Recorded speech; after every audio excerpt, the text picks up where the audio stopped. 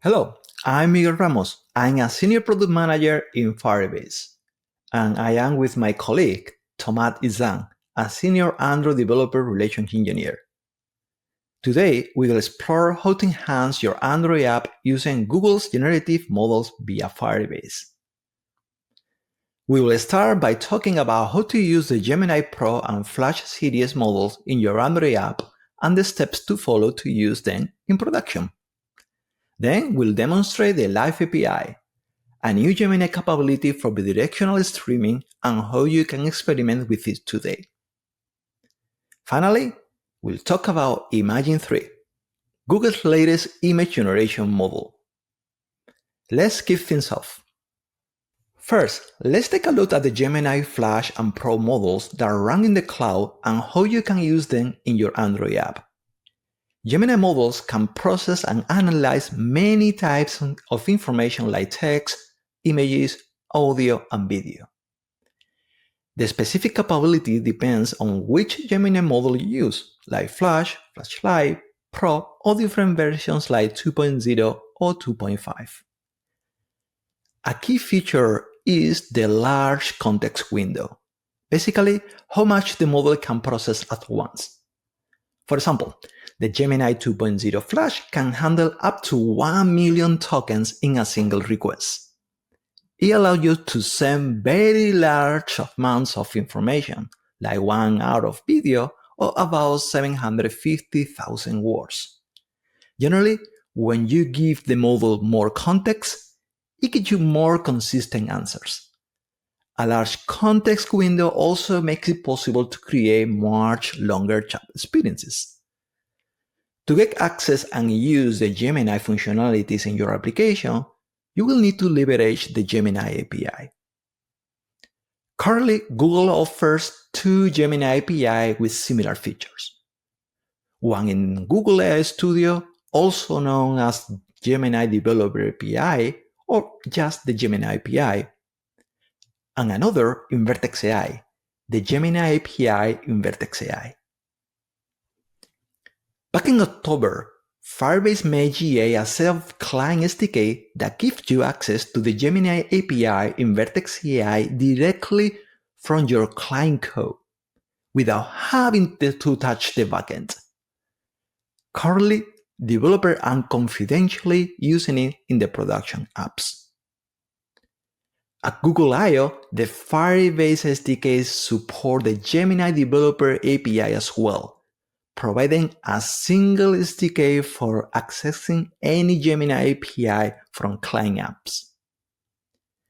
The Gemini Developer API offers a generous, no-cost tier with a flexible pay-as-you-go plan to help you scale. So you don't have any more excuses to start adding generative AI to your apps with Firebase anymore. Let's see how easy it is to add Gemini to your Android app in Kotlin. This is real code. As you can see, it only requires 3 lines of code to add generative AI to your app. Yep, only 3. First line, instantiate the model using the Gemini Developer API. Second line, generate content with a prompt. Third line, get the response and process it. And that's it. As I promised, the experience is pretty straightforward. Many developers are already using AI to augment their apps with exciting intelligent features. For example, the app Meal Planner uses Gemini 2.0 Flash to generate meal plans. First, the user selects their diet and the number of people, and Gemini generates a meal plan for the week with cooking instructions and ingredients. And the meals of the previous week are added to the context to avoid repetition when generating a new meal plan. The voice recorder app from the developer Smart Mobile Tools has been using Gemini to summarize the transcription of voice notes. The transcription of the voice note is sent to Gemini to identify key points and deliver actionable summaries. It saves the user's time and increases their productivity. And finally, the sleep tracking app by Urban Droid is using Gemini 2.0 Flash to provide users with a 1-sentence summary of their sleep. It identifies trends in their sleep patterns from last week compared to their sleep history. It also highlights both strengths and weaknesses in their sleep patterns with suggestions for improvement. So as you can see, you can already use the Gemini models in your production app via Firebase. Now, let's talk about good practices to follow. First, implement app check. You can think of it as a security guard for your backend. It helps prevent abuse by identifying and blocking suspicious traffic, ensuring that only authorized requests get through. It uses Play integrity to guarantee that all the requests come from your authentic app on a genuine untampered device. After setting it up, you can easily monitor your app's requests in the Firebase console and keep a close eye on the traffic it generates. And Firebase App Check isn't just for Android. It also supports iOS and web apps, giving you a comprehensive protection across the board. And you can even extend this protection to your own backend resources, adding an extra layer of security. Then use Firebase Remote Config. It allows you to dynamically manage server-controlled variables, such as the name of the model your app uses. This allows you to adapt to the frequent changes in the generative AI landscape without requiring app updates. When working with multimodal prompts that include images, audio, or video, especially for larger files, directly sending the data from the user's device can be inefficient and prone to issues on unreliable networks. Cloud storage for Firebase offers a much better approach. You can efficiently upload files to cloud storage and then simply use the storage URL or GS link in your prompt. In addition, Firebase security rules provide granular control over the file access, ensuring that only the authorized users can interact with the uploaded content. Finally, let's talk about cost estimations. The input and output size of generative AI models is measured in tokens.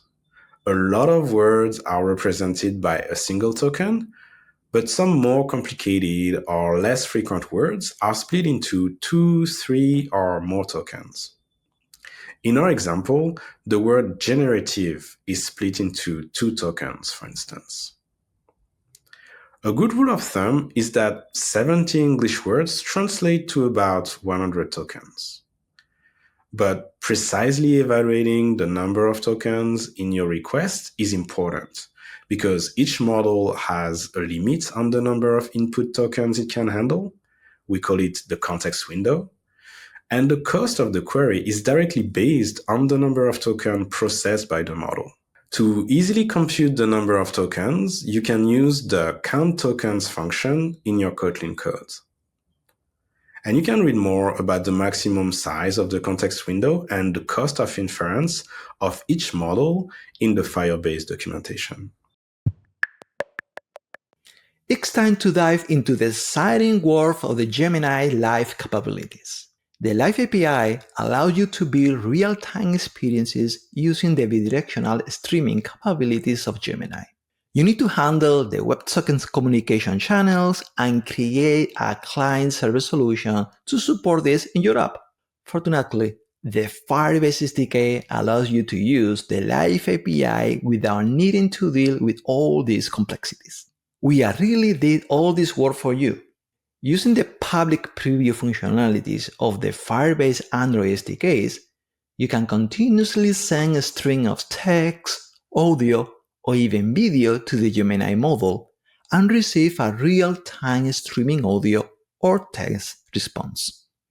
Imagine the possibility for creating truly interactive and natural AI experiences in your apps. Now, let's do a live demo. These Android apps use the Gemini Live API to let you talk to the model about colors. Pressing Start begins a two-way audio stream between you and the model.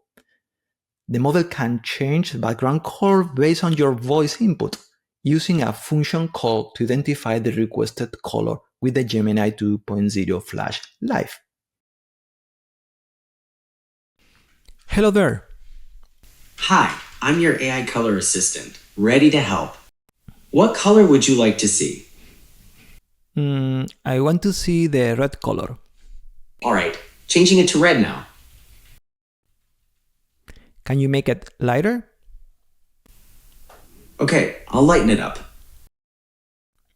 And what's the color of happiness?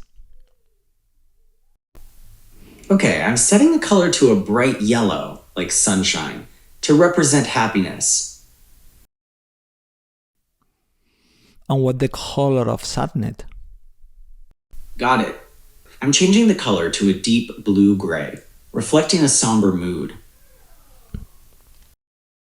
Thanks, you were pretty helpful. As you saw, the model was able to fulfill complex requests, such as identifying the color of moods and explain his reasoning. Pretty cool, huh? But do you know what else is pretty cool? How easy it was to create this experience. 4 code instructions are all you need. First, initialize the service and create a live model instance with your configuration. Here we are using Gemini Flash Live, requesting audio as the modalities, setting some instruction from the model, and defining the function calling tool. Second, we open up persistent connection to the Gemini API. Third, we start the audio conversation when the user presses the start button. And fourth, we stop the conversation when the user presses the stop button. And that's it. All this magic in fewer steps than letter in the magic word. We just covered the Gemini Pro and Flash series models. Let's now switch gears to talk about image generation. Later last year, Google launched Imagen 3, our highest text-to-image model capable of generating images with even better detail. It is designed to generate well-composed images with exceptional details, reduced artifacts, and rich lighting. It represents a substantial advancement in image generation technology. In February, we made Imagen accessible through Firebase, simplifying the process to integrate its capabilities to your Android app. It unlocks new possibilities for Android developers. Generated visuals can be tailored to the content of your app and create a richer user experience. For example, users can generate custom artwork in their in-app profiles. Or you can use Imagen to elevate your app's storytelling and integrate contextualized illustrations as part of an existing screen flow. And if your app is using stickers, you can let your users create personal and custom virtual stickers that only they will be able to use.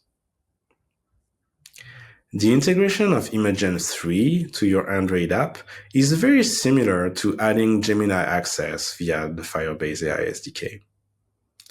Start by adding Gradle dependencies to your Android project. In your Kotlin code, create an image model instance by passing the model name. As an option, you can also add the model configuration and safety settings. And finally, generate the image by simply calling generate images. You can then retrieve the image generating as a bitmap from the image response and display it in your app.